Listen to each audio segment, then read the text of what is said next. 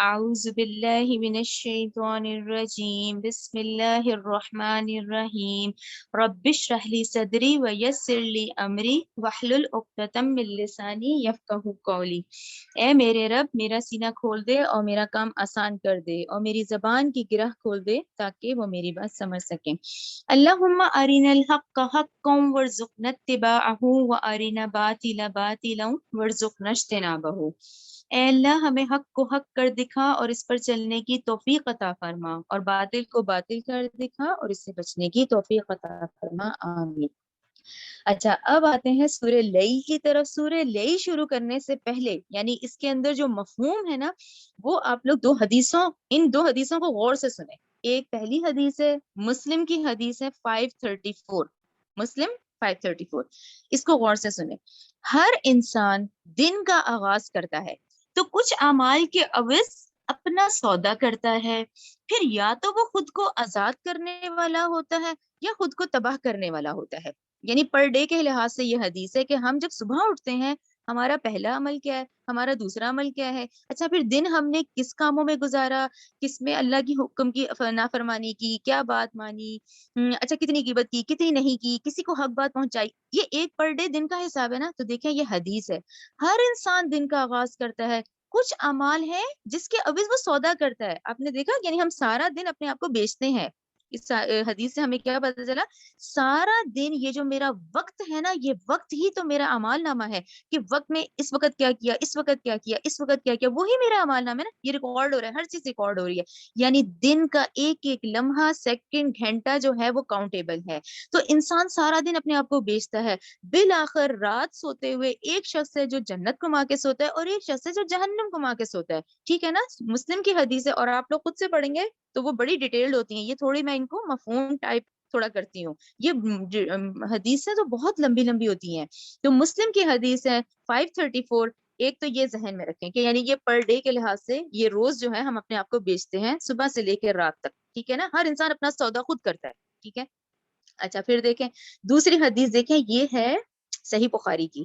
نبی کریم صلی اللہ علیہ وسلم نے فرمایا، تم عمل کرو، ہر شخص جس کے لیے وہ پیدا کیا گیا ہے وہ اس کے لیے آسان کر دیا جاتا ہے۔ جو اہل سعادت میں سے ہوتے ہیں اسے اہل سعادت والے عمل کی توفیق دے دی جاتی ہے۔ جو اہل شقاوت سے ہوتے ہیں اس کے لیے اہل شقاوت والے عمل آسان کر دیے جاتے ہیں، ٹھیک ہے نا۔ اہل سعادت اور شقاوت بار بار ہم قرآن میں پڑھ رہے ہیں، یعنی نیک بخت اور بد بخت، ٹھیک ہے۔ شقی ابھی پڑھا نا آپ لوگوں نے یہ سورہ شمس میں، اذن باس اشقاها، بد بخت تو کون ہے؟ بد بخت اور نیک بخت، ٹھیک ہے نا۔ تو اللہ تعالیٰ یعنی یہی وہی والی بات، پر ڈے، پر آور، پر سیکنڈز کے لحاظ سے یہ عمل ہو رہا ہے۔ یہ اعمال ہی ہیں جس سے جو اہل سعادت والا ہے اس کے لیے وہ عمل آسان کرتا ہے، جو اہل شقاوت والا ہے اس کے لیے وہ عمل آسان کر دیے جاتے ہیں۔ ان دونوں حدیثوں کو ذہن میں رکھ کے اب یہ سورت ہمیں شروع، ٹھیک ہے نا۔ اس میں خاص جو فوکس ہے وہ اس چیز ہوگا کہ بیسکلی ہر انسان، وہ ہے نہیں کہ ہر نفس، کیوں ہم اللہ تعالیٰ بار بار کہہ رہے ہیں کہ نہ تمہاری ماں کام آئے گی، نہ تمہارا باپ کام آئے گا، نہ تمہاری اولاد کام آئے گی، نہ تمہارا مال کام آئے گا، تم خود جو کر کے آؤ گے نا، تمہیں اس کا بدلہ دیا جائے گا۔ تو یہ انڈیویجول فردن ہر ایک کا معاملہ ہے۔ چلیں سورہ لیل شروع کرتے ہیں۔ بسم اللہ الرحمن الرحیم، شروع اللہ کے نام سے جو بہت مہربان اور نہایت رحم کرنے والا ہے۔ واللیل اذا یغشی، قسم ہے رات کی جب وہ چھا جاتی ہے، ٹھیک ہے نا، تاریکی آئی، پردہ آ گیا۔ والنہار اذا تجلی، اور دن کی جب وہ روشن ہوتا ہے، ٹھیک ہے نا۔ دونوں بڑی آفاقی نشانیوں میں سے ہیں، اور ان کا کیوں بار بار ذکر ہے پورے قرآن میں کہ ہم غافل انسان یہ دیکھیں یہ کتنا منظم نظام ہے، کتنا ڈسپلنڈ ایک پوری یونیورس ہے اس وقت جو کہ چل رہی ہے۔ اور اللہ تعالیٰ نے یہ قرآن دے کے ہمیں یہی کہا ہے کہ تم بھی اپنی زندگیاں ڈسپلنڈ گزارو، ٹھیک ہے نا۔ کیوں بار بار یہ رات دن کتنا ڈسپلنڈ ہے نا، دیکھیں ایک سورج کے وقت پہ نکلنے سے کتنی پرسکون زندگی ہے۔ اب یہی سورج اور دیکھیں رات کوئی 2 بجے آ جائے، 3 بجے آ جائے، ہماری تو زندگی ڈسٹرب ہو جائے۔ دیکھیں کیسی ہے نا، کتنی بڑی آفاقی نشانیوں میں سے ہے، اور اس پہ ہم کتنا شکر ادا کرنے کا ہے کہ ہماری زندگی کتنی خوبصورتی سے چل رہی ہے۔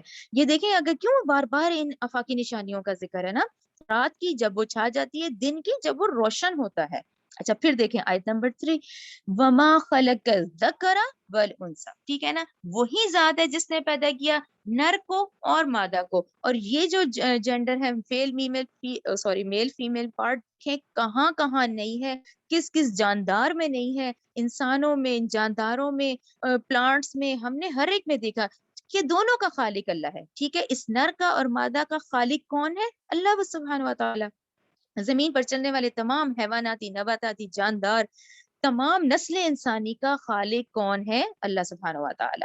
ٹھیک ہے، آیت نمبر 4 دیکھیں، ان سعیکم لشتیٰ، البتہ. ٹھیک ہے، اب یہاں بات غور کرنے والی ہے کہ بلا شبہ سعیکم، دیکھیں کوششیں لشتیٰ، وہ تم سب کی مختلف ہیں. ٹھیک ہے نا، اب یہ پھر انفرادی معاملہ آ گیا کہ کوشش جو تم لوگ کر رہے ہو وہ ٹوٹل سب کی ڈفرینٹ ہے، اس میں کوئی میچ نہیں ہے. ٹھیک ہے نا، نہ اولاد کا، نہ ماں کا، نہ بہن بھائیوں کا، یہی سب سے قریبی رشتے ہوتے ہیں نا. کوششیں تم سب کی الگ الگ ہیں. دیکھیں 4 بہن بھائی ہیں، چاروں ڈفرینٹ. ٹھیک ہے نا، ان میں سے کسی کا کچھ میچ نہیں ہوتا. ماں باپ ہیں، اولاد ہے، رشتے دار، سب انفرادی ہو جاتا ہے. ٹھیک ہے، دوست ہیں، بعض دفعہ تو انسان دوستی میں بہت زیادہ قریب ہوتا ہے، وہ بھی کوششیں سب کی الگ الگ ہوں گی. اس کوشش پہ تو آپ لوگ ریمائنڈر لکھیں سورہ بلد آیت 4، وہ بڑی اہم آیت ہے، کیونکہ جب تک آپ قرآن کمپلیٹ کرتے ہیں نا، جب ہم سورہ بلد کی آیت 4 ریوائز کرتے ہیں کہ لقد خلقنا الانسان فی کبد، کہ ہم نے تو انسان کو محنت و مشقت کے لیے ہی پیدا کی ہے، یعنی ہم نے تو پیدا اسی لیے کی ہے. ٹھیک ہے نا، اب جو سو کے یہاں وقت گزارے گا تو پھر وہ کیا پائے گا؟ یہاں محنت مشقت ہر لمحے کی ہے. اور وہی والی بات ہم کہتے نہیں ہے، ہم یہ دعائیں کرتے نہیں ہے کہ جی آپ نماز کے عادی تو ہو جائیں، اب آپ اللہ سے دعا کریں کہ آپ پابند بھی رہیں. ایک نیک عمل سورہ ملک شروع کرنی ہے، اب اللہ سے دعا کریں کہ اب یہ عمل کو روز کرنا ہے. تو روز کی محنت ہے نا. ٹھیک ہے، وہ ایک دن کی تو نہیں ہوئی کہ اچھا جی ایک دن بہت اچھا رہ لو، اگلے دن کو بس ایسے ہی چھوڑ دو. نہیں، یہ تو ٹل ڈیتھ ہے. یعنی کہ آپ نماز تو ایسا حکم ہے کہ ہم پورے قرآن میں کہتے ہیں نہ اللہ نے جنگ میں چھوڑا، نہ بیماری میں چھوڑا، نہ لیٹے میں چھوڑا. تو کیا مطلب؟ یعنی ٹل ڈیتھ محنت ہے. یہ مشقت کیسی ہے؟ ایسی. اور وہ مشقت اللہ تعالیٰ نے کہا تم سب کی الگ الگ ہیں. ٹھیک ہے نا، جیسے میں نے حدیث سے بات شروع کی ہے کہ پر ڈے کے لحاظ سے ہر انسان اپنے آپ کو بیچ رہا ہے. ٹھیک ہے نا، اور یہ 2 طرح کے انسان ہی ہیں. ایک وہ ہے، کون ہے؟ ایک وہ ہے جو حلال کو مد نظر رکھے گا، جو کسی سے جھوٹ نہیں بولے گا، کسی کو دھوکہ نہیں دے گا. تو وہ شخص کیسا ہے؟ رات کو وہ سوئے گا تو وہ اللہ کی رحمت میں شامل ہو گیا. اسی طرح دوسرا شخص ہے. اب یہ جو دوسرا شخص ہے جو جھوٹ بھی بول رہا ہے، جو حلال حرام کی تمیز نہیں کر رہا، تو آپ کے کیا خیال میں اسے مزے لگے ہوئے ہیں؟ نہیں، محنت تو وہ بھی بہت کر رہا ہے. جھوٹ بولنا آسان نہیں ہوتا، ایک جھوٹ پہ آگے اور بولنے پڑتے ہیں. سود لینا آسان نہیں ہوتا، انسان پھنستا چلا جاتا ہے. ٹھیک ہے نا، تو اس نے فریب دیا، اس نے لوگوں کو دھوکے دیے، اس نے جھوٹ بولا اور اپنی زندگی بھی مشکل میں کی. رات کو کیا ہوا؟ اس نے جہنم کمائی. ٹھیک ہے نا، وہی جو پہلی حدیث ہے مسلم 534، وہ ذہن میں رکھیں کہ یہ روز کی دقتیں ہیں. اور اللہ تعالیٰ نے کہا کہ یہ جو اچھا چاہے وہ مرد عورت، دیکھیں اللہ کے نزدیک دونوں ہم برابر ہیں. اللہ تعالیٰ کو مرد سے بھی اتنی محبت ہے اور اس کے لیے عورت کی بھی ہے. دونوں کے احکامات ہیں، اسی لیے چاہے وہ ذکر ہے چاہے وہ انثیٰ ہے، دونوں کی مشقتیں اور محنتیں الگ الگ ہیں. ٹھیک ہے نا، کوشش تمہاری مختلف ہے. اب آ جائیں آیت نمبر 5، 6، 7 کی طرف. اچھا 5، 6، 7 پہلے آپ دیکھیں، ذہن میں رکھیں، یہ سمجھیں ایک گروپ ہے. ٹھیک ہے، 5، 6، 7. 5 دیکھیں، فَأَمَّا مَنْ آتَى وَاتَّقَى، بس لیکن جس نے دیا اور اللہ سے ڈرا. اس پہ آپ لوگ لکھیں اپنے قرآن میں نمبر 1 کوالٹی اس شخص کی کیا ہے کہ جس نے آتا. ٹھیک ہے نا، نمبر 2 کوالٹی آیت نمبر 5 کی وتقا، وہ اللہ سے بھی ڈرتا ہے. یعنی یہ پرہیزگار بندے کی ہم پہلے پڑھ رہے ہیں 5، 6، 7. تو کوالٹی نمبر 1 آتا، کوالٹی نمبر 2 اس کی کیا ہے؟ وتقا، وہ اللہ سے ڈرتا ہے. اچھا آیت نمبر 6 پہ آ جائیں، وہ صدق بالحسنى، اور اس نے تصدیق کی، نیک بات کی. اس پہ آپ لوگ نمبر 3 لکھیں. ٹھیک ہے، فَسَنُيَسِّرُهُ لِلْيُسْرَى، تو یقیناً ہم سہولت دیں گے اسے آسانی کی طرف، ہم اس کے لیے سب کچھ آسان کر دیں گے. ٹھیک ہے نا، آپ لوگ سمجھ رہے ہیں؟ اگر آپ لوگ نشان لاتے ہیں تو آیت نمبر 5، 6، 7 کو آپ نے الگ گروپ بنا دیا، پرہیزگار بندے کا. ایک پرہیزگار، ایک اللہ سے ڈرنے والا بندہ ہے، اس کی کوالٹیز اور اس کا رزلٹ بتایا اللہ تعالیٰ نے. اللہ تعالیٰ نے کہا وہ عطا کرتا ہے یعنی دیتا ہے. نمبر 2 وہ اللہ سے بھی ڈرتا ہے. نمبر 3 وہ تصدیق بھی کرتا ہے. اور پھر نمبر 7 کیا آیت میں بتایا کہ ان 3 کام کرنے کے بعد ہم اس کے لیے آسانی کر دیتے ہیں. ٹھیک ہے، اب یہ تو ہو گیا ایک گروپ 5، 6، 7. نیکسٹ گروپ دیکھیں، نیکسٹ گروپ کون سا ہے؟ اس پہ آپ لوگ اپنے قرآن پہ نشان لگائیں. 8، 9، 10. 8، 9، 10. اب 8ویں آیت دیکھیں، وہ اما من بخیل واستغنا، پھر ایک وہ بھی شخص ہے جو کہ بخل بھی کرتا ہے اور بے پرواہ بھی رہتا ہے، ٹھیک ہے نا، یعنی ایک وہ بخل بھی کر رہا ہے، یعنی اس کی پہلی کوالٹی تو ہوئی ایک بد کردار کی کہ اللہ تعالیٰ نے کہا ایک تو یہ بخل کرتا ہے، پھر دوسرا کیا کرتا ہے، بے پرواہ ہوتا ہے، ٹھیک ہے، آگے دیکھیں وہ کذبا بالحسنی، یہ کیا کرتا ہے، نیک بات کو جھٹلا دیتا ہے، ٹھیک ہے نا، یعنی کوالٹی تو 3 آ گئی نا، جیسے اچھے کی 3 تھی، اب یہ بد کردار کی بھی 3 ہے، اس کی پہلی کیا ہے، یہ بخل کرتا ہے، پھر واستغنا یہ بے پرواہ رہتا ہے، نمبر 3 یہ اچھی بات کو جھٹلا دیتا ہے، تو اس کا رزلٹ بھی آ گیا، اس کا رزلٹ کیا ہے، فَسَنُيَسِّرُهُ لِلْعُسْرَىٰ، تو یقیناً ہم اسے سہولت دیں گے بد راہ یا بدی کی طرف، اس کے لیے آسان کر دیں گے، یعنی بدی کی جو راہیں ہیں ہم اس کے لیے آسان کر دیں گے، ٹھیک ہے نا۔ اب آپ یہ نوٹ ذرا غور سے دیکھیں، یہ پورے اس وقت 5 6 7 ایک گروپ ہے اور 8 9 10 جو ہے وہ ایک گروپ ہے، اور اس کے جو نیچے ڈیٹیلز جیسے ڈاکٹر صاحب نے بیان کیے ہیں وہ میں نے پھر اس کو پوائنٹس میں لکھ دیا ہے، اسی لیے تاکہ ہمیں سمجھنے میں بھی آسانی ہو۔ اب لوگ شروع سے آ جائیں، اب آپ لوگ آیت نمبر 5 پہ ہی غور کریں، جو آیت نمبر 5 میں نے پڑھی وہ کیا ہے، یہ وہ نیک شخص ہے جس کو اللہ نے دیا اور وہ ڈرا، ٹھیک ہے۔ نمبر 1 کیا ہے اس کا پوائنٹ، انفاق فی سبیل اللہ، آتا کیا ہوتا ہے، جو اللہ نے عطا کیا، جو اللہ نے دے دیا، ٹھیک ہے نا، اب جو دے دیا ہے نا وہ اس کا انفاق کرتا ہے، وہ اب اس کو خرچ کرتا ہے، دیکھیں بار بار قرآن میں آ رہا ہے کہ اس کو جمع نہیں کرو، ہر چیز کے بارے میں آتا ہے کہ اس کو خرچ کرو، علم دیا ہے خرچ کرو، مال دیا ہے خرچ کرو، ٹھیک ہے نا، وقت ہے اس کو اللہ کے لیے لگا دو، یعنی جتنی چیزیں تمہیں دے دی ہیں نا ان کو دبا دبا کے رکھو گے، اپنے فائدے کے لیے رکھو گے، وہ تمہیں فائدہ نہیں دیں گی، بلکہ اللہ تعالیٰ نے کہا نیک شخص کون ہے، انفاق فی سبیل اللہ، آتا، میں نے اسے بریکٹ میں کیا کہ آتا ورڈ ہے اس کا مطلب ہے انفاق فی سبیل اللہ، کہ اس کو خرچ کرو۔ اچھا آگے آ جائیں، آتا واتقا، پھر وہ کیا کرتا ہے، وہ تقوی اختیار کرتا ہے، وہ اللہ سے ڈرتا ہے، وہ ہر لمحے برائی کی خاردار جھاڑیوں سے اپنے آپ کو بچانے کی فکر میں کر رہا ہے، ٹھیک ہے نا، اب وہ سارا دن اپنا کیا محاسبہ کرے گا کہ کہیں میں اللہ کی نافرمانی تو نہیں کرا، کہیں میں کسی کا دل تو نہیں دکھا رہا، کہیں میری وجہ سے کسی کو نقصان تو نہیں پہنچ رہا، اب یہ سارا دن اس میں گزرا نا، انفاق فی سبیل اللہ کیا، پھر اس نے تقوی اختیار کیا۔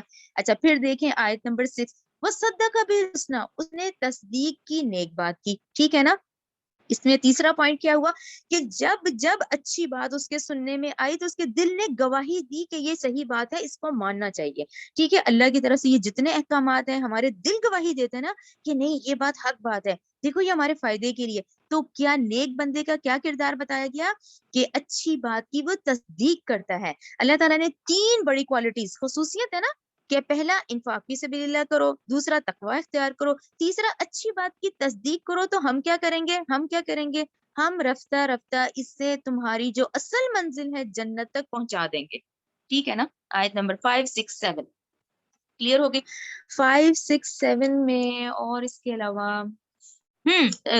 سوری، یہ جو 5 آیت ہے نا اس میں خرچ کے حوالے سے ذرا بڑی بات آئی ہے نا، انفاق فی سبیل اللہ، تو انفاق فی سبیل اللہ کے حوالے سے ڈاکٹر صاحب نے سمجھایا ہے کہ آپ لوگ سورہ آل عمران آیت 92 ذہن میں رکھا کریں، سورہ آل عمران آیت 92، لن تنالوا البر حتى تنفقوا مما تحبون، یعنی کہ جب تم لوگ اپنی عزیز ترین چیز کو اللہ کی راہ میں نہ ڈالو تو تم نیکی کی گرد کو بھی نہیں پہنچ سکتے، یہ بات سمجھ آئی، یعنی کہ ہم یہ نہ کریں کہ اب کیونکہ میرا دل اتر گیا ہے ان کپڑوں سے اور ان چیزوں سے، ان سے تو یہ دے دو، نہیں، آیت نمبر 92 سورہ آل عمران میں آپ کا اور میرا امتحان یہ ہے کہ اپنی عزیز ترین چیز کو اللہ کی راہ میں ڈالو تو تم نے نیکی کی ہے، ورنہ تم نیکی کی گرد تک بھی نہیں پہنچ سکتے، تو یہ آپ اس کو ضرور ذہن میں رکھیں، جب بھی چیز دیں تو دیکھیں میں اپنی محبوب ترین چیز دیکھ رہا ہوں یا میں وہ دے رہا ہوں، ٹھیک ہے میرا تو دل بھر گیا ہے چلو اب دے دو، ٹھیک ہے، اس کو ضرور نقطے کو ذہن میں رکھ کر دیں۔ سورہ آل عمران 92۔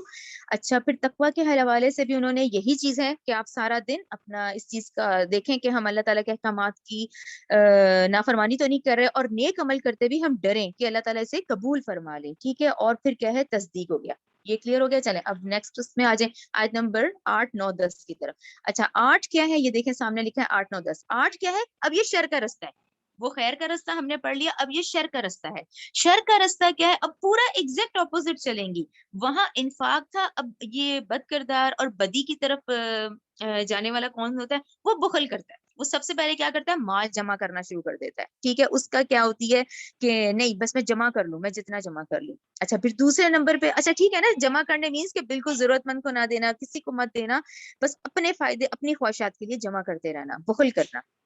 نمبر 2 بہت اہم ہے. نمبر 2 بے پرواہی اختیار کرتا ہے. ٹھیک ہے نا, اللہ تعالیٰ نے کہا امام بقیرہ وستغنا.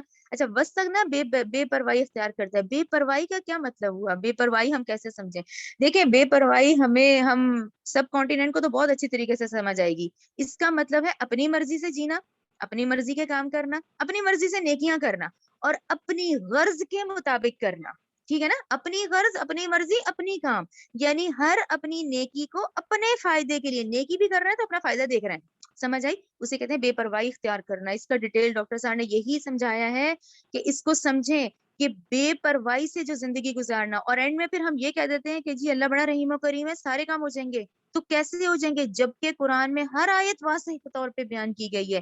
تو اس نقطے کو, اس کو بالکل ذہن میں رکھیں کہ بخل کرنا اور بے پرواہی اختیار کرنا یعنی لاابالی میں زندگی گزارنا اور کسی چیز کا احساس مت کرنا اور اپنی مرضی سے اپنی نیکیاں کرنا اور اپنے کام کرنا, جبکہ عمل کیسے کرنا ہے؟ اللہ کی رضا کے لیے کرنا ہے. فرسٹ پریورٹی کیا ہے کہ میرے اللہ کا کیا حکم ہے. لیکن یہ وہ شخص ہے جس کا ذکر کیا گیا کہ جو کہ اپنی مرضی سے اپنے کام کرتا ہے. ٹھیک ہے نا, اپنی غرض دیکھ کے کرتا ہے. اچھا پھر آ جائیں آیت نمبر 9 کی طرف. دیکھیں وہ کذب بالحسنی. پھر یہ ایک اور اس شخص کی ایک اور بات بتا دی گئی کہ جھٹلا دیتا ہے ہر اچھی بات کو. ٹھیک ہے نا, جب اس کو اچھی بات پہنچائی جائے تو کیا کرتا ہے؟ پہلے تو ہٹ درمی کرتا ہے کیونکہ اسے وہ دنیا نہیں چھوڑنی ہوتی. اچھا پھر یہ کیا کرتا ہے؟ کیونکہ وہ پھر اس میں ہم انسانوں میں آپس میں دشمنی اور یہ جو اس طرح کا انہوں نے بتایا ہے تعصب آ جاتا ہے, تو اب ہم اس کی خاطر اچھا کام نہیں کرتے کہ نہیں بھی اب یہ فلاں نے کہا ہے تو میں نے نہیں کرنا. نہیں, حالانکہ فرسٹ پریورٹی وہ اللہ کا حکم ہوتا ہے. تو یہاں جھٹلا دینا اچھی بات میں, اس چیز کو ذہن میں رکھیں کہ آیا ہم کس بات میں جھٹلا رہے ہیں یا ہمیں کیا کرنا ہے. کیا ہم تو نہیں ایسا کر رہے ہیں؟ ٹھیک ہے نا, کہ حرام حلال کی جو تمیز اللہ نے دی ہے, جو نیکی کا راستہ بتایا ہے, اس پر ہی پراپر وے میں چلنا ہے. ٹھیک ہے نا, اسلام آپ کو پراپر وے میں لے کے چلتا ہے, اسٹریٹ فارورڈ ہے. یہ شاید کیوں, شاید ایسے شاید ویسے کا چکر نہیں ہے. ٹھیک ہے نا, یعنی بخل کرنا, بے پرواہی سے زندگی گزار دینا اور جھٹلا دینا اچھی بات کو, جس میں پہلا ہٹ درمی ہوتی ہے اور دوسرا اس میں ذاتی اناد آ جاتا ہے کہ نہیں بھائی اب نہیں سننی, اپنی مرضی کرنی ہے. تو ان چیزوں کو غور کریں. تو اللہ تعالیٰ نے کہا آیت نمبر 10 میں, تو ہم اس کو رفتہ رفتہ مشکل منزل یعنی جہنم تک اس کو پہنچا دیتے ہیں. اچھا اب یہاں پر ڈاکٹر نے کہا کہ اس کردار کو سمجھنے کے لیے بھی انہوں نے کردار کو ریفر کیا, وہ ہے ابو لہب کا کردار. اچھا ابو لہب کے کردار کو انہوں نے کہا کہ یہ تینوں جو کوالٹیز ہیں نا آتی ہیں ابو لہب کے کردار میں. وہ کہ ابو جہل بھی ہے, ابو جہل بھی بہت مخالفت کی ہے, لیکن ابو لہب کا کردار گھٹیا ترین کرداروں میں سے ہے. کیوں؟ انہوں نے کہا یہ بہت بزدل تھا, بہت بخیل تھا, بہت مال جمع کر کے رکھتا تھا, حتیٰ کہ غزوہ بدر جس میں کہ ابو جہل کا ہم سب کو پتا ہے کہ ابو جہل نے کہا کہ جب میری گردن بھی کٹے تو کیونکہ وہ سردار کی گردن ہوگی تو اس کو نیچے سے کاٹنا, اس طرح کہ میرا سر پیش کیا جائے گا. آپ اس کی وہ دیکھیں ابو جہل کی. لیکن یہاں بھی اتنا گھٹیا تھا ابو لہب کہ اس نے اپنی جگہ 2 سپاہیوں کو بھیج دیا. ٹھیک ہے نا, تو جتنا یہ بخیلی کا اور یہ کردار کا ذکر جو ہے اس میں آتا ہے خاص کے ابو جہل ابو لہب کے حوالے سے آتا ہے ان چیزوں کا, کہ یہ 3 کردار اس کردار کے اندر یہ تینوں چیزیں موجود تھیں. ٹھیک ہے, یہ بات کلیئر ہو گئی یہ ان 3 کے حوالے سے. ٹھیک ہے نا, 5 6 7 8 9 10 یعنی ایک پہلا جو ہے وہ خیر کا راستہ ہے اس کے عمل ہے, دوسرا جو ہے وہ شر کا راستہ ہے اس کے عمل ہے, اور ہمیں اب پھر اپنا محاسبہ کرنا ہے کہ ہمیں بہت ہر قدم پھونک پھونک کے ہی اٹھائیے. ٹھیک ہے نا. اچھا یہاں ایک اور بھی انہوں نے, ہاں ٹھیک ہے اوکے, یہ تینوں ہو گیا, یہ گروپ ہو گیا. ٹھیک ہے, آیت نمبر 11 کی طرف آ جائیں. آیت نمبر 11 ٹھیک ہے, آیت نمبر 11 دیکھیں, وما یغنی اور نہیں فائدہ دے گا عنہ اس کو مالہ اس کا مال اذا تردہ جب وہ جہنم میں گرایا جائے گا. ٹھیک ہے نا, آیت نمبر 11 تو کلیئر ہوگی کہ ٹھیک ہے جتنا بھی بخل کرنے والا ہے, جس نے مال جمع کر کے رکھا, اس کا کوئی مال اس کے کوئی کام نہیں آئے گا. ٹھیک ہے, بہتر کیا تھا کہ وہ اس کو خرچ کر دیتا. ٹھیک ہے, اچھا خرچ بھی دیکھیں کیسے کرنا ہے, اللہ تعالیٰ نے ہمیں تمام اس کا بتایا. آپ سورہ توبہ یاد رکھا کریں, پورے زکوٰۃ کے مصارف کا اور تمام ان لوگوں کا ذکر ہے کہ کتنا کتنا خرچ کرنا ہے, یعنی خرچ طریقے سے کرنا ہے. اور سورہ میں پھر آپ کو خرچ کے حوالے سے بتاتی ہوں, سورہ بنی اسرائیل آیت 29 ذہن میں رکھا کریں. پھر اللہ تعالیٰ نے کہا ایسا بھی نہ ہو کہ تم اتنا خرچ کرو کہ پھر تم پریشان ہو جاؤ. ٹھیک ہے نا, یعنی نیکی بھی کرنی ہے تو جذباتی انداز میں نہیں کرنی ہے. اچھا آگے دیکھیں, اچھا آیت نمبر 12 بہت اہم آیت ہے, ان علینا للہدی. اللہ تعالیٰ نے کہا بے شک ہمارے ہی ذمے ہے, ہدایت ہم نہیں دینی ہے. یعنی یہ دیکھیں ہدایت بھی اللہ تعالیٰ نے اپنے اس میں لی ہوئی ہے کہ دیکھو اے انسانوں ہمارے ہی ذمے ہے ہدایت پہنچانا. اس میں ڈاکٹر صاحب نے 4 اہم نکات ہیں, یہ چاروں اہم نکات آپ لوگ ضرور لکھیں.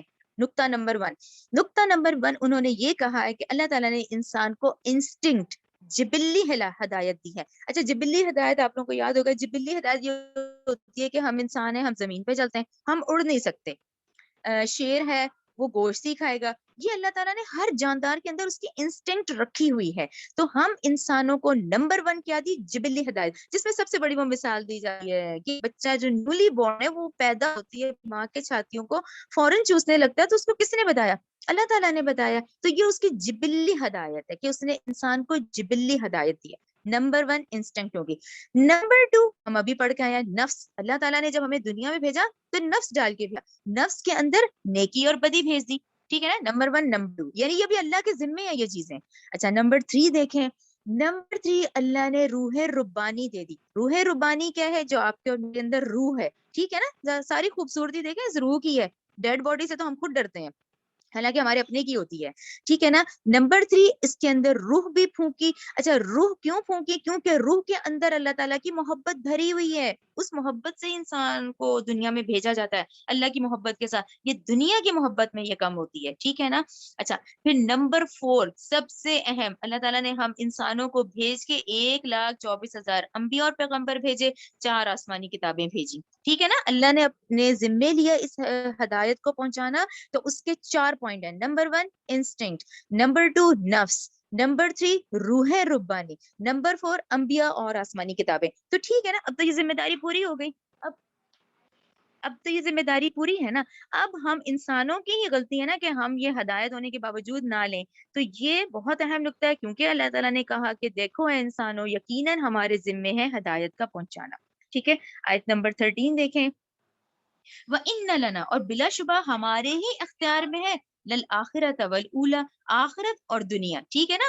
آخرت کے فیصلے بھی ہمارے اختیار میں. تمہارا کام ہے کہ اس کے مطابق زندگی گزارو. یہ جو امتحان دارالامتحان میں ہم نے بھیجا ہے اس میں اللہ کے احکامات کی پیروی کرو اور ان پہ عمل کرو. لیکن آخرت کا فیصلہ بھی کہ کون کامیاب ہوگا کون ناکام رہے گا یہ فیصلہ اللہ کا ہے. یعنی یہ دیکھیں یہ دنیا میں ججمنٹ ہم نہیں کر سکتے کہ ہاں جی فلاں بڑا نیک ہے فلاں بڑا بد ہے. نہ ہمیں بد کو بد کہنا ہے, نہ ہمیں کسی کو نیک کو کہنا ہے. صرف آپ اللہ تعالیٰ کے احکامات فرسٹ پریورٹی ہے, اور نبی کریم صلی اللہ علیہ وسلم کی سیرت ہمارے لیے نمونہ ہے. رائٹ نا. یہ جو اصل فیصلہ ہے وہ اللہ تعالیٰ کے اختیار میں ہے کہ آیت نمبر 13 میں کہ کون کامیاب ہوگا اور کون نہیں ہوگا. آگے دیکھیں آیت نمبر 14, فَأَنذَرْتُكُمْ نَارًا تَلَظَّىٰ بالآخر میں نے ڈرا دیا ہے تمہیں ایسی آگ سے جو بھڑک رہی ہے. ٹھیک ہے نا. اور اس کو اگر آپ مزید سمجھنا چاہیں نا کہ وہ جو بھوکے شیر کی طرح اس وقت بھڑک رہی ہے آگ, اس کی آپ آیت نمبر لکھیں سورہ معارج آیت نمبر 16-17. سورہ معارج آیت نمبر 16-17 میں آپ کو بتاتی ہوں کہ وہ کلیجوں کو کھینچ لے گی اور وہ پکارے گی ہر اس شخص کو جس نے پیٹھ موڑی ہوگی اور رخ پھیرا ہوا ہوگا. ٹھیک ہے نا. اس دن جہنم پھر انہی انسانوں کو پکارے گی جنہوں نے ٹھیک ہے اللہ کے حکم کے مطابق یہاں زندگی نہیں گزاری ہوگی. تو اللہ تعالیٰ نے کہا کہ ہم نے تو تمہیں بتا دیا, بالآخر میں نے تو تمہیں ڈرا دیا تھا ان چیزوں سے اور اس آگ سے جو کہ بھڑک رہی ہے, بھڑکتی ہوئی آگ سے. ٹھیک ہے نا. آیت نمبر 15 دیکھیں, لا یصلاھا نہیں داخل ہوگا الا الاشقی مگر بڑا بدبخت. اب یہ بدبخت کیوں کہا گیا؟ دیکھیں نا, جب میں نے آپ کو 4 اہم پوائنٹ بتا دیے, جب اللہ تعالیٰ نے تمام انسانوں کو تمام کو نفس دے دیا ہے, تمام ہدایات آسمانی کتابیں موجود ہیں, تو پھر وہ بدبخت ہی ہے جس نے رسول, اب جیسے ہم اپنی بات کریں گے, نبی کریم صلی اللہ علیہ وسلم کے آنے کے بعد بھی جس کو حقیقت نظر نہ آئی تو وہ واقعی بدبخت ہے کہ وہ جہنم کے گھڑے میں گرے گا. تو اللہ تعالیٰ نے کہا نہیں داخل ہوگا مگر بڑا بدبخت ہی ہوگا جو داخل ہوگا. الذی وہ جس نے کذبا, دیکھیں یہ وہی بات آ گئی, کذبا وتولا, اس نے رسول کی بات سنی اس کو جھٹلایا اور روح گردانی کی, منہ پھیرا اور اپنی مرضی کی. ٹھیک ہے نا. آیت نمبر 17 دیکھیں, وَسَيُجَنَّبُهَا الْأَتْقَى ان قریب دور رکھا جائے گا اس سے بڑا پرہیزگار. اچھا دور غور سے دیکھیں آیت نمبر 17 کو, اور بچا لیا جائے گا اس سے کس کو؟ جو بہت متقی ہوگا. یہاں پہ آپ لوگ ضرور رکھیں, یہاں ڈاکٹر اسرار کا کہنا ہے, ایون یہ جو پیچھے اصل بیان چل رہا ہے آپ لوگوں کے پاس ہے, اس میں سب مفسرین اس بات پہ متفق ہیں کہ یہ حضرت ابوبکر کے بارے میں. ٹھیک ہے نا, یہ بھی ذہن میں رکھیں. اور جو ہم نے ابھی پہلے 5 6 7 آیات پڑھی ہے نا, انفاق کے حوالے سے, تقوی کے حوالے سے, تو یہ ہمارے لیے رول ماڈل ہے کہ ٹھیک ہے, انبیاء اور رسول کے بعد جو بہت بڑا درجہ ہے وہ حضرت ابوبکر صدیق کا ہے. تو ہم انسانوں میں, اس امت میں یہ جو کوالٹیز ہے نا, انفاق کی, تقوی کی, اچھی بات کی تصدیق کرنے کی, اور پھر اس آیت کی کہ بچا لیا جائے گا جو انتہائی متقی ہے, تو یہاں تمام مفسرین کا اجماع اور وہ متفق ہے کہ یہ حضرت ابو بکر صدیق رضی اللہ تعالی عنہ کے بارے میں ہے. اور یہاں پر میں آپ کو یہ تھوڑا سا جو ڈاکٹر صاحب نے ایکسپلین کیا, میں آپ کو ورڈ ٹو ورڈ اس کا پڑھ کے بتاتی ہوں کہ نبی کریم صلی اللہ علیہ وسلم کا خود فرمان ہے کہ میں نے جس کسی کو بھی دعوت دی, اس نے کچھ نہ کچھ توقف ضرور کیا سوائے ابو بکر رضی اللہ تعالی عنہ کے. ان کے سامنے جو ہی میں نے اپنی نبوت کا ذکر کیا, وہ فوراً مجھ پہ ایمان لے آئے. آپ کے تقوی کا یہ عالم تھا کہ زمانہ جاہلیت میں بھی حضرت ابوبکر صدیق توحید پر کاربند اور بت پرستی سے دور رہے. اسی طرح اللہ تعالیٰ کے رستے میں خرچ کرنے میں بھی آپ کا کوئی ثانی نہ تھا. آپ نے کئی نادار خاندانوں کی کفالت مستقل طور پر اپنے ذمے لے رکھی تھی. مکہ کے بہت سے غلاموں اور لونڈیوں کو آپ نے منہ مانگی قیمت میں خرید کر آزاد کر دیا. اور غزوہ تبوک کے موقع پر تو آپ نے اپنا پورا اثاثہ لا کر نبی کریم صلی اللہ علیہ وسلم کے قدموں میں ڈھیر کر دیا تھا. دیکھیں, یہ بتانے کا مقصد آپ لوگوں کو سمجھ آیا نا کہ بھئی ہم تو کہتے ہیں سارے مسلمان تو ایسے کچھ عجیب ہیں, تو اللہ نے ایسے مسلمان بھی ہیں جن کو بے تحاشا نفع ہوا ہے, یہ انہی میں سے ہیں. ٹھیک ہے, اگر آپ کو اللہ نے بہت دیا ہوا ہے تو اس طریقے پر خرچ کریں. ٹھیک ہے نا, یہ بہت بڑے بڑے صحابہ ہیں جو اتنے امیر تھے لیکن وہ کیسے خرچ کرتے تھے. حضرت عثمان, حضرت ابوبکر صدیق, ٹھیک ہے, یہ بہت امیر صحابہ میں سے تھے جن کو اللہ نے دیا ہوا تھا. تو جب اللہ نے دیا تو اس کو خرچ کیسے کرنا ہے. ٹھیک ہے نا, یا ہو گئی آیت نمبر 18 پہ آ جائیں. اللہ سے وہ جو یوں دیتا ہے مالہ یزکا, اپنا مال تاکہ وہ پاک ہو. ٹھیک ہے نا, جو اپنا مال دیتا ہے. اب وہی والی نفس کی آ گئی. دیکھیں, مال کی محبت اور نفس, اب مال جب نکل جاتا ہے تو پھر پیچھے کیا ہے, پھر آپ کی نیکی رہ جاتی ہے. مال کی محبت ہے جو آپ کو گناہ کی طرف لے جاتی ہے. مال کو عیاشی میں استعمال کرنا شروع کر دیں, تو جو مال اپنا دیتا ہے تو اپنے نفس کو پاک کرنے کے لیے ہوتا ہے. ٹھیک ہے نا, یہاں پھر اہم مثال حضرت ابوبکر صدیق کی ہی دے کے بتائی گئی ہے. حضرت ابوبکر صدیق نے حضرت بلال رضی اللہ تعالیٰ عنہ کو کرنے کے لیے, ان مالک تھے نا حضرت, ان کا نام امیہ, حضرت بلال رضی اللہ تعالیٰ عنہ کو آزاد کرانے امیہ ان خلق جب وہ مئی کی بھی تو امیہ خود بھی حیران رہ گیا تھا.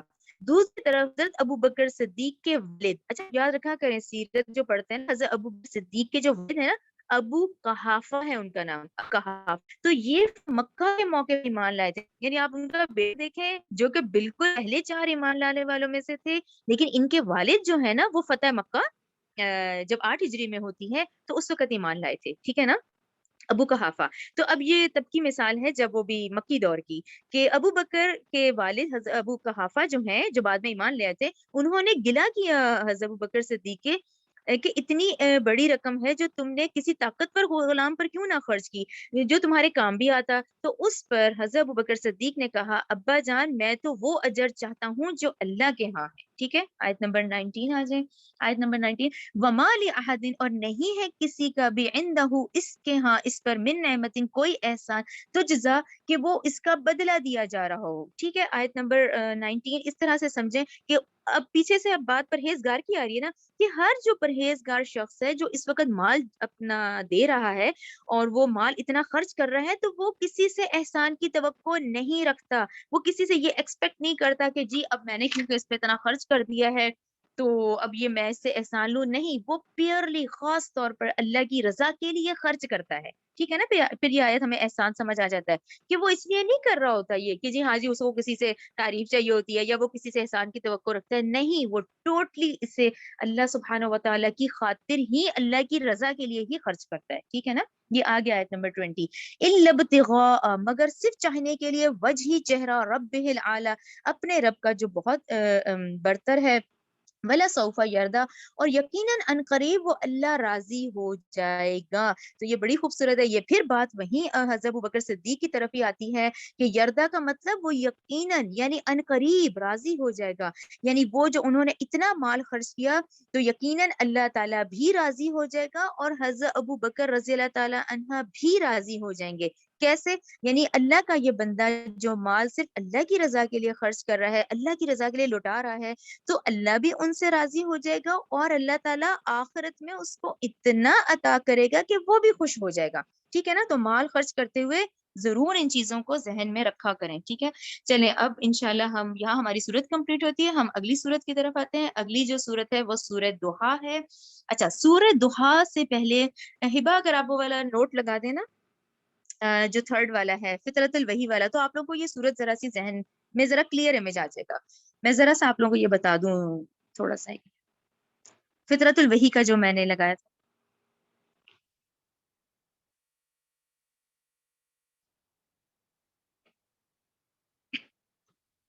ہاں یہ اچھا، یہ آپ لوگ سورہ مدثر میں گو کے پڑھ آئے ہیں، لیکن یہ نا دوحہ سے پہلے آپ لوگوں کو تھوڑا ریوائز ہو جائے گا یہ فطرہ کا، کہ فطرہ کس کو کہتے ہیں اور فطرہ کب ہوا تھا نا. ہاں دیکھیں، یہاں آپ لوگ ذہن میں رکھیں، پہلے ہم نے پڑھا ہے نا کہ بھی پہلی وحی جو ہے وہ سورہ علق کی 5 آیات ہیں. اچھا، دوسری وحی جو ہے وہ سورہ نون کی ابتدائی 7 آیات ہیں. تیسری وحی ہے سورہ مزمل کی آیات 10 نازل ہوتی ہیں. اس کے بعد ایک گیپ آتا ہے. تمام مفسرین اس کو فطرت وحی کہتے ہیں. اچھا، فطرہ کس کو کہتے ہیں؟ رک جانے کو. وقفہ آ گیا تھا ایک. ٹھیک ہے، اچھا وہ وقفہ کیوں آیا تھا وہ بھی ہمیں پھر پتا چلا. یہ ڈاکٹر اسرار کے نے ہی سارا سمجھایا ہوا ہے.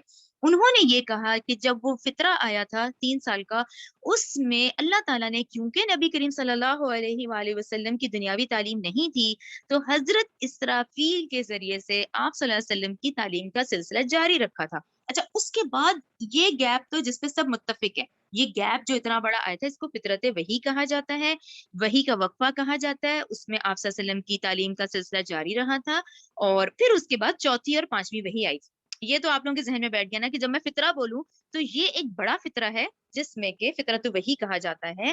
اس میں ایک گیپ آیا تھا جو کہ اس میں آپ صلی اللہ علیہ وسلم کی ٹریننگ دی گئی تھی. ٹھیک ہے، کلیئر ہو گیا. اب آ جائیں سورت کی طرف. اچھا، اب سورت شروع کرنے سے پہلے میں آپ لوگوں کو یہ بتاؤں گی امپورٹنٹ جو ہے، کہ یہاں پر ہوا اس طرح کہ یہ فطرہ تو مین فطرہ ہے، ہم اس فطرے کی بات نہیں کریں گے.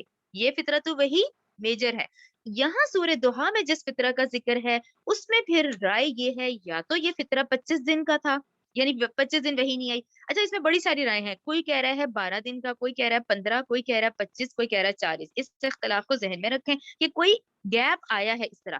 اچھا، وہ جو گیپ آ جاتا تھا تو وہ بڑا مشکل ہو جاتا تھا نبی کریم صلی اللہ علیہ وسلم کے لیے. نبی کریم صلی اللہ علیہ وسلم کو ظاہری بات ہے وحی کا انتظار ہوتا تھا کہ بھئی اب وحی آئے گی. اب وہ وحی کے انتظار میں جب یہ گیپ آ جاتا تھا تو آپ صلی اللہ علیہ وسلم بڑے رنجیدہ ہو جاتے تھے، بڑے غمگین ہو جاتے تھے. ٹھیک ہے نا؟ اچھا، یہاں پر یہ کیونکہ ایک حدیث ہے، یہ حدیث آپ لوگ دیکھیں. ہاں، ایک منٹ. جی، یہ حدیث ہے کہ نبی کریم صلی اللہ علیہ وسلم جو ہے ایک مرتبہ بیمار ہو گئے تو 2 3 راتیں آپ نے قیام نہیں فرمایا. ایک عورت آپ صلی اللہ علیہ وسلم کے پاس آئی اور کہنے لگی، اے محمد صلی اللہ علیہ وسلم، معلوم ہوتا ہے تیرے شیطان نے تجھے چھوڑ دیا ہے.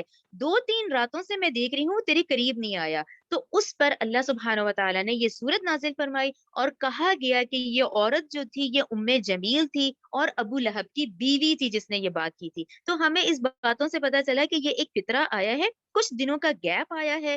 تو یہ گیپ جب آیا تھا تو اس میں بہت زیادہ، یعنی آپ صلی اللہ علیہ وسلم رنجیدہ ہو جاتے تھے، اور لوگ کیا کرتے تھے؟ آپ کو تانے دینا شروع کر دیتے تھے. یعنی یہ تو ایک عورت کی مثال ہمیں اس سے مل گئی نا کہ بھئی جمیل نے کہی جو کہ ابو لہب کی بیوی تھی. تو اس پہ وہ تانے دیتے تھے کہ آپ صلی اللہ علیہ وسلم کے رب نے تو آپ کو چھوڑ دیا ہے، وہ تو آپ سے ناراض ہو گیا ہے. تو ایون کہ آپ صلی اللہ علیہ وسلم کی اپنی کیفیت بھی ایسی ہو جاتی تھی، آپ بہت پریشان ہو جاتے تھے اور آپ کو وہی کا انتظار ہوتا تھا. وہی جو تھی آپ کی روح کی غذا تھی، آپ کو وہی سے تسکین ملتی تھی. پھر آپ کو بار بار یہ خیال آتا تھا کہ کہیں مجھ سے کوئی خطا تو نہیں ہو گئی، کہیں اللہ مجھ سے ناراض تو نہیں ہو گیا. پھر لوگ تانے دینا شروع کر دیتے تھے.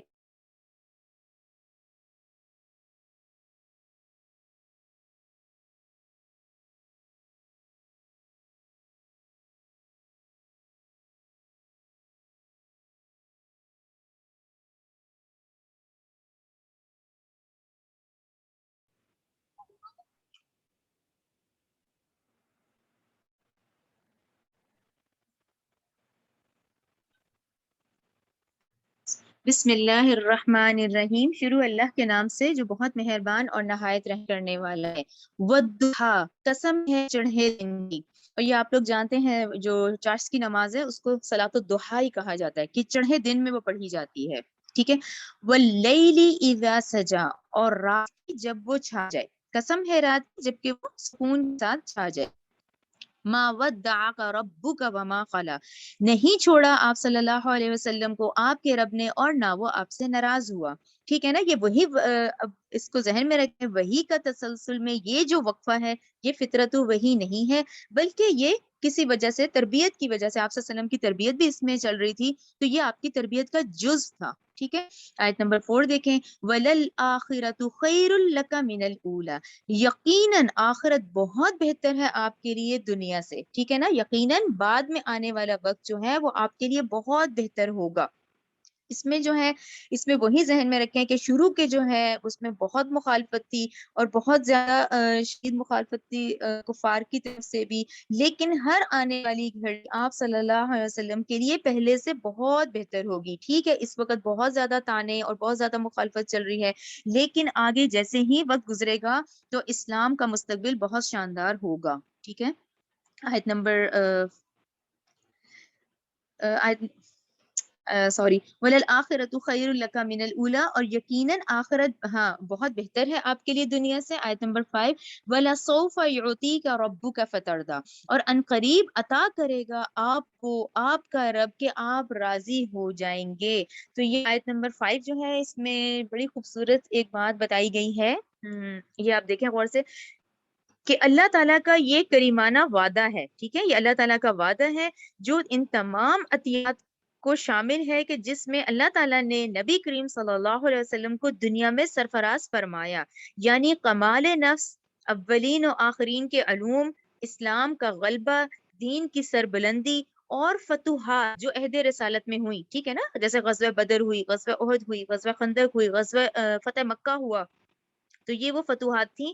غزوہ خیبر ہوا، یہ تو وہ فتوحات تھیں جن کے باعث عہد رسالت میں ہوئیں، اور خلفائے راشدین کے زمانے میں بھی ہوئی، یعنی آپ صلی اللہ علیہ وسلم کے انتقال کے بعد بھی اسلام جس تیزی سے پھیلا ہے اس کے مشرق اور مغرب کی طرف، ٹھیک ہے نا، خلفائے راشدین کے زمانے میں ہوئی یا دوسرے مسلمان بادشاہوں نے حاصل کی، اور اسلام کا دنیا کے مشارق و مغارب میں پھیل جانا، نیز یہ تمام عنایات، تمام عزت افزائیوں کو بھی اس میں شامل کیا گیا ہے، ٹھیک ہے نا، کہ عنقریب آپ کا رب آپ کو اتنا کچھ عطا کرے گا کہ آپ راضی ہو جائیں گے۔ اس میں یہ تمام وہ کامیابیاں ہیں جو کہ شروع کا دور تو بہت مخالفت اور تکلیفوں کا تھا، لیکن اس کے بعد بہت زیادہ اسلام جو پھیلا ہے، اور اس کے اسلام مشرق میں بھی پھیلا تو مغرب میں بھی، تو یہ تمام جو ہیں یہ اس اسلام کے غلبے کی طرف اشارہ ہے، کہ آج یہ مشکلات ہیں لیکن عنقریب آپ کو آپ کا رب اتنا عطا کرے گا کہ آپ راضی ہو جائیں گے، ٹھیک ہے۔ آگے دیکھیں آیت نمبر 6، اچھا آیت نمبر 6 بہت اہم ہے، آیت نمبر 6، 7، 8، یہاں پھر میں آپ لوگ نشان لگائیں کہ یہ جو 3 آیتیں اس میں اللہ تعالیٰ ان احسانات، اپنے وہ احسانات ہیں جن کی طرف بتائیں گے، ٹھیک ہے نا۔ یہاں تو یہ کلیئر ہو گیا کہ جو تھا کہ بھئی آپ کا رب آپ سے راضی ہے، یا آپ کا رب کہیں آپ سے ناراض تو نہیں ہو گیا، تو ایسی بات نہیں ہوئی نا۔ پھر یہ سورت جب نازل ہوئی تو اس میں ہر چیز کلیئر ہو گئی کہ بھی آپ کے رب نے آپ کو رخصت نہیں کیا، اللہ تعالیٰ آپ سے ناراض نہیں ہے، نہ آپ اس نے آپ کو چھوڑا ہے، نہ وہ آپ سے ناراض ہے، بلکہ وہ تو آپ کو اتنا عطا کرے گا کہ آپ راضی ہو جائیں گے، ٹھیک ہے۔ اب ان کے بعد آیت نمبر 6، 7، 8 میں یہ بتایا گیا وہ احسانات بتائے جائیں گے۔ اب وہ احسانات دیکھیں، نمبر 6، اللہ یجد کا، کیا نہیں اس نے پایا آپ کو یتیمن فآوا، کیا نہیں اس نے پایا آپ کو یتیم پھر اس نے آپ کو جگہ دی، ٹھیک ہے نا۔ اب اس میں آپ لوگ غور سے دیکھیں، ہم اب دیکھتے ہیں کہ آپ صلی اللہ علیہ وسلم کی پیدائش سے پہلے آپ کے والد انتقال کر گئے تھے، ٹھیک ہے نا۔ نمبر 2، آپ تو پیدا ہی یتیمی کی حالت میں ہوئے تھے، اچھا پھر دیکھیں 6 سال کی عمر میں آپ کی والدہ ہیں ان کا انتقال ہو جاتا ہے، اچھا پھر جو اہم نقطہ آتا ہے کہ جو آپ کے دادا ہیں انہوں نے آپ کی کفالت کی، ٹھیک ہے نا، اب دادا نے کفالت کی 2 سال بعد ان کا انتقال ہو گیا۔ اچھا یہاں اہم نقطہ ڈاکٹر صاحب نے یہ کہا ہے، جیسے انہوں نے اس طرح سے اس بات کو بیان کیا ہے کہ یہاں ایک اور نقطہ ہے کہ ان کے ابو طالب سے تو ہم سب واقف ہیں، ٹھیک ہے نا، انہوں نے کہا کہ آپ کے ایک اور تایا بھی تھے، ان کا نام تھا زبیر بن عبد المطلب، زبیر بن عبد المطلب یہ نبی کریم صلی اللہ علیہ وسلم کے ایک تایا ہے. وہ کہتے ہیں کہ ان کا حیرت ہے کہ کیوں نہیں ذکر کیا گیا تاریخی کتابوں میں، جبکہ اپنے دادا یعنی ان کے دادا عبد المطلب کے انتقال کے بعد ان کے تایا زبیر بن عبد المطلب ہیں جو ان کے سرپرست بنے ہیں. کچھ عرصے بعد پھر ان کا بھی انتقال ہو گیا ہے. اس کے بعد جناب ابو طالب جن سے ہم سب واقف ہیں، پھر جو ہیں ابو طالب ہیں جنہوں نے پھر اور جن کا کردار پھر بہت نمایاں ہے تاریخ میں، وہ پھر انہوں نے آپ کی سرپرستی کی ہے، حتیٰ کہ ان کے پاس ہی پھر آپ جوانی کی عمر کو پہنچے ہیں. تو یہاں پر جو لفظ ہے نا کہ الم یجد کا یتیمن فآوا، تو جو فآوا ہے نا اس کو سرکل کریں. فآوا کا مطلب ڈاکٹر صاحب نے ایکسپلین کیا ہے کہ اس میں تمام دنیاوی سہاروں کا ذکر ہے. جتنے دنیا میں سہارے تھے نا جو میں نے ابھی ترتیب سے بتائے ہیں کہ پہلے والدہ تھی، پھر والدہ کا انتقال ہوا تو دادا، دادا کا انتقال ہوا تو تایا زبیر بن عبد المطلب، اس کے بعد پھر ابو طالب. ٹھیک ہے نا. تو اس میں فآوا کے اندر تمام یہ دنیاوی سہاروں کی طرف اشارہ ہے کہ اللہ سبحانہ و تعالی، یہ اللہ کی ذات ہی ہے نا کہ اللہ تعالیٰ نے ان رشتہ داروں کے دل میں آپ صلی اللہ علیہ وسلم کی اتنی محبت اور چاہت ڈال دی تھی کہ جو آپ کو دیکھتا تھا آپ کا گرویدہ ہو جاتا تھا. ٹھیک ہے. آیت نمبر 7 دیکھیں. وہ اچھی احسانات ہے نا کہ پہلا یہ احسان دیکھو، وہ وجد کو ضالم فہدا، پھر اس نے پایا آپ کو نا واقف. ٹھیک ہے نا. دیکھیں آپ صلی اللہ علیہ وسلم کے لیے بھی یہ لفظ ہے کہ آپ واقف نہیں تھے ان چیزوں سے. اس نے پایا آپ کو نا واقف راہ فہدا، تو اس نے پھر آپ کو ہدایت دی. ٹھیک ہے نا کہ آپ جس حق کی تلاش میں تھے، جس کو آپ غور و فکر کرنے کے لیے آپ غار ہرا میں جاتے تھے. یہ بات آتی ہے نا کہ بھی آخر غار ہرا میں نہ روزہ تھا، نہ نماز تھی، نہ زکوٰۃ تھی، تو غار ہرا میں کیا عبادت تھی؟ غور و فکر کیا جاتا تھا. تو غور و فکر میں وہیں پہ ہی پھر وہی آتی ہے نا غار ہرا میں. تو آپ کو تلاش حقیقت کے لیے سرگرداں پایا تو آپ کو ہدایت دے دی. اچھا یہاں پر ایک بڑی خوبصورت بات ہے، یہ دیکھیں آپ، یہ ایک تفسیر ہے جس کا حصہ ڈاکٹر سر نے ایکسپلین کیا ہے، یعنی انہوں نے خود کسی تفسیر میں سے لیا ہے. انہوں نے شبیر احمد عثمانی کی تفسیر میں سے لیا ہے کہ جب آپ صلی اللہ علیہ وسلم جوان ہوئے، قوم کے مشرکانہ اطوار اور بےہودہ رسم و رواج سے سخت بیزار تھے. قلب میں خدائے واحد کی عبادت کا جذبہ پورے زور سے موجود تھا. عشق الہی کی آگ سینے مبارک میں بڑی تیزی سے بھڑک رہی تھی، لیکن کوئی صاف کھلا رستہ نظر ہی نہیں آ رہا تھا. کوئی ایسا رستہ بظاہر دکھائی نہ دیتا تھا کہ جس سے قلب کو تسکین ملتی. تو اس بے قراری میں آپ غاروں اور پہاڑوں میں جاتے تھے. ٹھیک ہے نا. اس بے قراری میں آپ پہاڑوں اور غاروں میں جاتے تھے اور اپنے مالک کو یاد کرتے تھے اور محبوب حقیق کو پکارتے تھے. آخر اللہ تعالیٰ نے غار ہرا میں فرشتے کو وحی دے کے بھیجا اور وصول اللہ اور اصلاح خلق کی تفصیلی آپ صلی اللہ علیہ وسلم پر کھول دیں. سمجھ رہے ہیں نا آپ؟ وہ دیکھیں کیسا دور تھا، یعنی کہ اتنا ظلم تھا، اتنا ظلم تھا. تو اس میں آپ صلی اللہ علیہ وسلم کی یہ کیفیت ہوتی تھی کہ کیسے صحیح ہوگا، یعنی یہ کس طرح ہوگا، لیکن راہ نہیں نظر آتی تھی. تو اس پہ پھر اللہ تعالیٰ نے احسان کیا، یعنی اللہ تعالیٰ نے پھر آپ پر یہ تمام راہیں کھول دی اور آپ پر حق نازل ہونا شروع ہو گیا. ٹھیک ہے. حق واضح ہو گیا. اب میں آپ لوگوں کو کہوں گی آپ اس کیفیت کو دیکھتے ہوئے ضرور لکھیں سورہ شورا 52. سورہ شورا، ناٹ شورا، شورا، شین واو رے چھوٹی بڑا کھڑا بر، شورا. اس میں آپ کو بتاتی ہوں آیت نمبر 52. نہیں تھے آپ جانتے کتاب کو.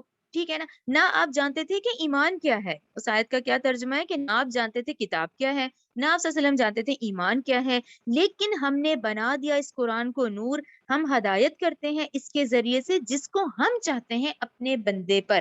آپ لوگوں کو یہ کلیئر ہو گیا نا کہ ضالن اس کا مطلب کیا ہے؟ اس کا یہ مطلب ہے کہ اس وقت دور جاہلیت میں ہونے والی تمام بےہودہ رسمیں جن سے آپ صلی اللہ علیہ وسلم بیزار تھے، لیکن اب ایک ایسا شخص جس کو یہ سمجھ نہ آ رہا ہو کہ وہ کدھر جائے، وہ کیا کرے، تو یہ کیفیت بتائی گئی ہے. ٹھیک ہے نا. کہ اس پر پھر آپ صلی اللہ علیہ وسلم پر پھر جب وہی نازل ہونا شروع ہو گئی تو اللہ تعالیٰ نے کہا وہ پھر ایک نور ہے، ایک ہدایت تھی جس سے پہلے آپ ناواقف تھے، پھر اس نے آپ کو ہدایت دے دی. آگے دیکھیں. وَوَجَدَكَ عَائِلًا فَأَغْنَىٰ، اس نے پایا آپ کو سخت تنگ دست تو اس نے آپ کو غنی کر دیا. ٹھیک ہے نا. آیت نمبر 8 سے بھی ہم سب واقف ہیں کہ آپ صلی اللہ علیہ وسلم کی جب حضرت خدیجہ رضی اللہ تعالیٰ عنہ سے جب شادی ہوئی ہے تو حضرت خدیجہ نے اپنی ساری دولت آپ کے قدموں میں ڈھیر کر دی تھی. ٹھیک ہے نا. حتیٰ کہ خود نکاح کا پیغام بھی پہنچایا تھا. یہ کلیئر ہو گیا نا. 6 7 8 پہ اب رک جائیں. 6 7 8 احسانات کا ذکر آیا تھا. اب جو آگے ہیں 9 10 11 اب آپ کو ہدایات دی جا رہی ہے. اب آپ صلی اللہ علیہ وسلم پہ یہ احسانات کا ذکر تھا 6 7 8. اب ہدایات کا ذکر ہے 9 10 11. 9 دیکھیں فَأَمَّا الْيَتِيمَ فَلَا تَقْهَرْ. اب آپ کیا کریں، لہٰذا یتیم آئے تو آپ اس پہ سختی نہ کریں، ٹھیک ہے نا، جس طرح ہم نے آپ کی کفالت کا بندوبست کیا تھا، اب آپ بھی کیا کریں، ان کی سرپرستی کریں اور ان کو لوگوں کی زیادتیوں سے بچائیں، ٹھیک ہے نا، لہٰذا یتیم پر سختی نہ کیجیے بلکہ ان کو ان سے بچائیں زیادتی کرنے والوں سے۔ آیت نمبر 10 دیکھیں وَأَمَّا السَّائِلَ فَلَا تَنْهَرْ. اور سائل آئے تو آپ اس کو مت جھڑکیں، ٹھیک ہے نا۔ اب آپ کو جیسے کہ آپ کو ہم نے ہدایت دی، آپ کو ہم نے عطا کیا، اسی طرح اگر آپ کے پاس بھی کوئی آتا ہے، کوئی سائل آتا ہے تو آپ اس کی ہر طریقے سے مدد کریں۔ اچھا یہ مدد جو ہے یہ دو طرح کی ہے، یہ مالی مدد بھی ہے، یہ علم کی بھی ہے۔ جو علم کی تلاش میں آئے گا اس کو بھی دروازے پہ دستک دے گا۔ تو سائل بھی ہر طرح کے ہیں، ہر سوال کرنے والا، چاہے وہ مالی طور پہ ہے چاہے وہ علم کے لیے آتا ہے۔ آیت نمبر 11 دیکھیں وَأَمَّا بِنِعْمَةِ رَبِّكَ فَحَدِّثْ. لیکن نعمت آپ کے رب کی ہے تو اس کو بیان کریں۔ یہ بہت بڑا نقطہ ہے، اس کو غور سے دیکھیں۔ اب اپنے رب کی جو نعمت آ گئی ہے اس کو بیان بھی کریں، یعنی اللہ کا شکر بھی ادا کریں، یہ بہت بڑی نعمت ہے۔ اب اس کو لوگوں تک پہنچائیں، اب اس کو پھیلائیں، اس حکم کو جو ہم نے دیا ہے، اب اس حکم کو لوگوں میں عام کریں، ٹھیک ہے۔ یہاں یہ صورت کمپلیٹ ہوتی ہے۔ آئی ہوپ آپ لوگوں نے اس کے پوائنٹس اب لکھ لیے ہوں گے، ٹھیک ہے نا۔ وہ جو 3 نقطے تھے وہ احسانات کے تھے، 9 10 11 جو تھے وہ ہدایات تھی پھر۔ آیت نمبر چلیں اگلی سورت کی طرف آتے ہیں، سورہ علم نشرح کی طرف۔ بسم اللہ الرحمن الرحیم، شروع اللہ کے نام سے بہت مہربان اور نہایت رحم کرنے والا ہے۔ اچھا یہ جو سورہ نشرہ ہے اس کی جو ابتدائی ہے وہ ہم ذرا سا دیکھ لیتے ہیں، کیونکہ اس کی بسم اللہ الرحمن الرحیم، شروع اللہ کے نام سے جو بہت مہربان اور نہایت رحم کرنے والا ہے۔ آیت نمبر 1 الم نشرح لک صدرک، اے نبی صلی اللہ علیہ وآلہ وسلم کیا نہیں ہم نے کھول دیا آپ کے لیے آپ کا سینہ۔ اچھا اس کے نا 2 مطلب ہیں اس آیت کے، کہ کیا ہم نے نہیں کھول دیا آپ کے سینے کو، کیا ہم نے نہیں کھول دیا، اس کے 2 مطلب ہیں۔ پہلا مطلب دیکھیں، پہلا مطلب مفسرین نے یہ کہا ہے کہ شدید مخالفت تھی، بہت مشکلات تھی، اور ابتدائی دور واقعی بہت مشکل تھا، اس میں جو مشکلات آ رہی تھیں اس اشارہ اس کی طرف، ٹھیک ہے نا، کہ ہم نے اب آپ کے دل کو سکون ٹھہراؤ دیا ہے، ٹھیک ہے، آپ کو تسلی اس آیت میں۔ اچھا دوسرا مطلب اس کا کیا ہے، دوسرا مطلب پھر اس کو دیکھیں، دوسرا مطلب یہ ہے کہ یہ بوجھ جس کا ذکر کیا جا رہا ہے نا کہ بھئی ہاں سوری آیت نمبر 2 ہے وَوَضَعْنَا عَنْكَ وِزْرَكَ، اور ہم نے اتار دیا آپ سے آپ کا بوجھ، ٹھیک ہے نا، کیا نہیں کھول دیا ہم نے آپ کا سینہ اور ہم نے اتار دیا آپ سے آپ کا بوجھ۔ تو اس دونوں آیتوں میں پہلا مطلب تو مخالفت مشکلات ہے، دوسرا مطلب پھر یہ بتایا گیا ہے کہ اس نبوت اور وحی سے پہلے کی جو 40 سالہ زندگی تھی نا، جو اس سے پہلے کی 40 سالہ زندگی تھی، اس میں اللہ تعالیٰ نے کہا ہم نے آپ کو گناہوں سے محفوظ رکھا، کسی بت کے سامنے آپ سجدہ زیر نہیں ہوئے، کبھی شراب نوشی نہیں کی، کبھی کوئی بیماریوں سے برائیوں سے ہم نے آپ کا دامن جو ہے وہ صاف رکھا۔ تو اس میں اشارہ اس طرف ہے کہ اس وقت وہ جتنے جو معاشرتی برائیاں تھیں بہت زیادہ، ان چیزوں سے جو آپ پر بوجھ تھا اب یہ آپ کو سکون دے دیا گیا اور آپ کو عطا کر دی گئی۔ تو یہ بیسکلی تسلی کی آیات ہیں، یہ جو 2 آیات ہیں نا، الم نشرح لک صدرک وَوَضَعْنَا عَنْكَ وِزْرَكَ، ٹھیک ہے نا، کہ ہم نے آپ کے لیے آپ کا سینہ کیا نہیں کھول دیا، ہم نے اتار دیا آپ سے آپ کا وہ بوجھ، ٹھیک ہے نا، کہ اب آپ کو حوصلہ دیا۔ جو شروع کی مخالفت تھی وہ بھی اشارہ ہے، جو پہلے کے تمام دور جاہلیت کے معاشرتی مسئلے تھے، برائیاں تھیں، وہ بھی اشارہ ہے کہ ٹھیک ہے اب کیا ہے، اب آپ کے پاس ہے، اب آپ حوصلے سے کام لیں، یعنی یہ تسلی دی جا رہی ہے کہ اب ہم آپ کے لیے مشکل سے مشکل کام بھی آسان کر دیں گے، ٹھیک ہے نا۔ جو اضطراب کی کیفیت تھی اس جگہ ٹھہراؤ اور سکون آ جائے گا۔ کیا ہم نے نہیں آپ کے لیے آپ کے سینے کو کھول دیا اور ہم نے اتار نہیں دیا آپ کے لیے وہ بوجھ۔ اب آئے آیت نمبر 3 کی طرف، الذی انقض ظہرک، وہ آپ کی جو کمر توڑ رہا تھا، یعنی ایسا بوجھ جو آپ کی کمر توڑ رہا تھا، ٹھیک ہے۔ یہ تینوں آیتوں میں وہی 3 مطلب ہیں جو میں نے ابھی ڈسکس کیے ہیں، ٹھیک ہے، معاشرتی برائیاں اور مشکلات اور شروع کی جو مخالفت تھی، اور اس کے بعد کہ اللہ تعالیٰ نے کہا اس مشکل کے باوجود بھی ہم اس کام کو آسان کر دیں گے، ہم آپ کو اطمینان دے دیں گے۔ آیت نمبر 4 دیکھیں، وَرَفَعْنَا لَكَ ذِكْرَكَ، اور ہم نے آپ کے ذکر کو بلند کر دیا ہے۔ اس کے لیے بڑی خوبصورت حدیث ہے، یہ حدیث دیکھیں کہ آپ صلی اللہ علیہ وسلم کا ارشاد ہے کہ حضرت جبرائیل علیہ السلام میرے پاس آئے اور کہا میرا اور آپ کا رب پوچھتا ہے کہ آپ جانتے ہیں کہ میں نے آپ کے ذکر کو کس طرح بلند کی؟ ٹھیک ہے نا, ہم نے آپ کے ذکر کو بلند کر دیا ہے. تو انہوں نے کہا کہ آپ جانتے ہیں کہ میں نے آپ کے اور اپنے ذکر کو کیسے بلند کیا ہے؟ میں نے جواب دیا, اس حقیقت کو اللہ ہی بہتر جانتا ہے. اللہ تعالیٰ نے فرمایا کہ آپ کے ذکر کی کیفیت یہ ہے کہ جہاں میرا ذکر کیا جائے گا وہاں آپ کا بھی ذکر میرے ساتھ کیا جائے گا. کیسے؟ آپ کلمہ دیکھیں, لا الہ الا اللہ محمد رسول اللہ. اسی طرح آپ شہادت دیکھیں, اشہد لا الہ الا اللہ واشہد ان محمد عبدہ ورسولہ. تو یہ دیکھیں سبحان اللہ کہ آپ اللہ کی شان کہ اللہ تعالیٰ نے کہا کہ اس طرح ہم نے آپ کا ذکر کو بلند کر دیا گیا ہے, یعنی جہاں جہاں میرا ذکر کیا جائے گا وہاں وہاں میرے ساتھ آپ کا بھی ذکر کیا جائے گا. آیت نمبر 5 دیکھیں, وَإِنَّ مَعَ الْعُسْرِ يُسْرًا. آیت نمبر 6, إِنَّ مَعَ الْعُسْرِ يُسْرًا. تو یقیناً مشکل ہی کے ساتھ آسانی ہے, اور یقیناً مشکل ہی کے ساتھ آسانی ہے, یقیناً مشکل ہی کے ساتھ آسانی ہے. ٹھیک ہے. اچھا, آیت نمبر جو ہے نا 5 اور 6, اس میں ذرا ایکسپلینیشن ڈاکٹر صاحب نے اس طرح سمجھائی ہے کہ یہاں پھر اشارہ اسی طرف ہے کہ انہوں نے کہا ایک تو عام رائے یہ ہے کہ تبلیغ میں آنے والی مشکل, ٹھیک ہے نا, تبلیغ جو تھی وہ آسان نہیں تھی, کہ اس میں بہت زیادہ مشکلات تھیں, اور مشکلات بھی کیسی کیسی مشکلات تھیں. اب آپ لوگ خود دیکھیں ہیں سیرت جو ہم دیکھتے ہیں 12 سال کی مکہ کی, اس میں ابتدائی, پھر مخالفت, پھر رشتہ داروں کی مخالفت. اچھا, پھر آگے دیکھتے ہیں شیب ابی طالب کے 3 سال, اس میں قید تھے, وہ لوگ قید تھے جہاں ان کو پتے بھی بوائل کر کر کے کھانے پڑے, ٹھیک ہے نا. اچھا, پھر اس کے بعد یوم طائف, بے انتہا مشکل دن تھا. یوم احد, اب مکہ میں آتے ہیں, سوری مدینہ میں جو غزوہ احد ہوتی ہے, یوم احد جس میں آپ کے دندان مبارک شہید ہوتے ہیں, یہ بہت مشکلات کا وقت تھا, یہ کوئی آسان تو نہیں تھا. اچھا, ایک تو یہ والا مطلب ہمیں آتا ہے نا کہ بھئی یقیناً مشکل ہی ساتھ آسانی ہے, یقیناً مشکل ہی کے ساتھ آسانی ہے. اچھا, یہاں ڈاکٹر صاحب نے ایک اور مطلب بھی اس کا بتایا. انہوں نے یہ کہا ہے کہ یہاں کیونکہ ایک جو رسول ہوتا ہے اس کی ایک کیفیت ہوتی ہے, اس کیفیت کی طرف اشارہ ہے کہ اس کی جو جب یہ وحی آتی تھی, وہ وحی کیا تھی؟ روح کی غذا تھی. اچھا, وہ چاہتے تھے نبی کریم صلی اللہ علیہ وسلم کہ میرا یہ کیفیت رہے, یعنی میرا رب کے ساتھ تعلق ہے یہ رہے, وہ اس کیفیت میں ہی رہنا چاہتے ہیں. یعنی اس میں اتنی لذت ہوتی ہے کہ اللہ کی طرف سے وحی آ رہی ہے, پھر وہ وحی کا پہنچانا, جبریل علیہ السلام کا آنا, تو ان کی بڑی خواہش ہوتی تھی کہ وہ اس کیفیت میں رہیں. ٹھیک ہے نا, نبی کریم صلی اللہ علیہ وسلم کی ہوتی تھی خواہش کہ وہ زیادہ سے زیادہ اس کیفیت میں وقت گزاریں. لیکن اللہ کا کیا حکم آتا تھا؟ اللہ کا حکم یہ آتا تھا کہ اب یہ میرا پیغام لوگوں تک پہنچاؤ اور اس ہدایت کو عام کرو. اب یہ کوئی آسان کام نہیں تھا, ٹھیک ہے نا. فریضہ رسالت کی ادائیگی تو پھر بہت مشکل کام تھا. اس مشکل کام میں بھی یہ تمام کیفیتیں جس کا میں نے ذکر کیا کہ وہ پھر ان پر آئیں. تو یہ 2 باتیں بھی ڈاکٹر صاحب نے اس میں بتائی ہیں کہ ایک طرف مخالفت بھی اس کا مطلب ہے, اور دوسرا یہ بھی مطلب ہے کہ ایک طرف ایک رسول کا دل کر رہا ہوتا ہے کہ وہ اس عزت پہ رہے, لیکن اللہ کا حکم آتا ہے کہ نہیں, اب اس کو آگے پہنچاؤ. تو یہاں پھر وہی والی بات ہے کہ جب تم پہنچاؤ گے تو یہ آسان نہیں ہے, تو ٹھیک ہے پھر فَإِنَّ مَعَ الْعُسْرِ يُسْرًا إِنَّ مَعَ الْعُسْرِ يُسْرًا.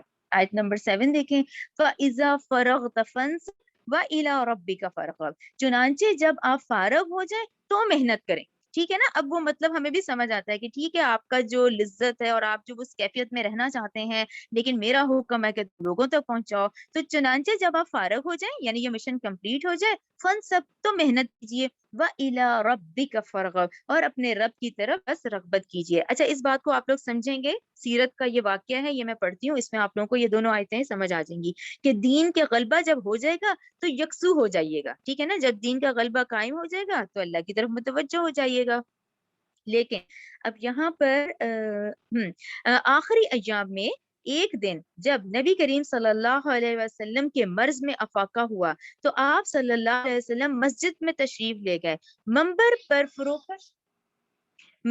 پر فروکش ہوئے اور خطبہ دیا.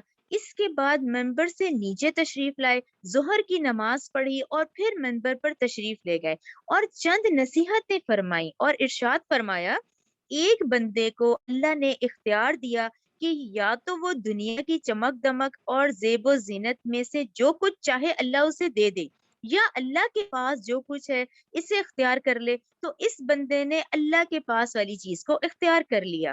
یہ بات سن کر حضرت ابو بکر رضی اللہ تعالی عنہ رونے لگے اور فرمایا, ہم اپنے ماں باپ سمیت آپ صلی اللہ علیہ وسلم پر قربان ہیں۔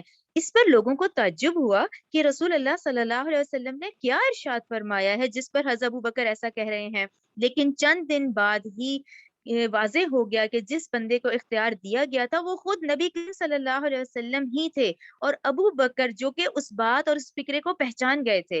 تو ابو بکر رضی اللہ تعالیٰ عنہ صحابہ اکرام میں سب سے زیادہ صاحب علم تھے، یعنی وہ اس بات سے سمجھ گئے تھے کہ آپ صلی اللہ علیہ وسلم نے دنیا کو نہیں چوز کیا بلکہ اپنے رب کے پاس چلے جانے کو زیادہ اہمیت دی، کیونکہ یہ آپ لوگ ذہن میں رکھیں کہ اللہ تعالیٰ کی طرف سے انبیاء اور رسول کو دنیا میں مزید رہنے یا کوچ کرنے کا اختیار دیا جاتا ہے، ان سے کہا جاتا ہے، ان سے پوچھا جاتا ہے، تو اس پہ آپ صلی اللہ علیہ وسلم نے دنیا کو نہیں بلکہ اللہ تعالیٰ کے پاس جانے کو ہی ترجیح دی، ٹھیک ہے۔ ربنا تقبل منا انك انت السميع العليم وتب علينا انك انت التواب الرحيم سبحانك اللهم وبحمدك اشهد ان لا اله الا انت استغفرك واتوب اليك۔